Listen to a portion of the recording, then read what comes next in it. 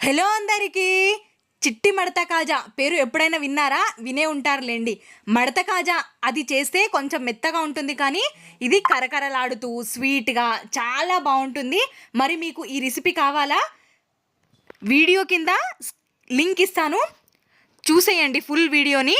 ఇక్కడ నేను స్పీడ్లో పెట్టాను వీడియో, మీకు అర్థమవుతే ఇలా చేసుకోండి. అర్థం అవ్వకపోతే వీడియోని క్లిక్ చేసి ఫుల్ వీడియో చూసేయండి. చాలా క్లియర్గా ఉంది, ఈజీ ప్రాసెస్. మనం ఎప్పుడైనా స్వీట్ తినాలి అనిపించినప్పుడు చక్కగా ఇవి తొందరగా చేసేసుకోవచ్చు. 5 to 10 మినిట్స్లో ఇవి అయిపోతాయి. ఇంకా పాకం కూడా చాలా క్వాంటిటీతో క్లియర్గా చెప్పాను, చాలా స్పీడ్గా అయిపోతుంది. ఇంగ్రీడియంట్స్ కూడా చాలా ఎక్కువేం కాదు, కొన్ని మన ఇంట్లో ఉన్న వాటితోనే స్వీట్ని తొందరగా చేసేసుకోవచ్చు. మరి నా వీడియో మీకు నచ్చినట్టయితే ఒక లైక్ వేయండి, సబ్స్క్రైబ్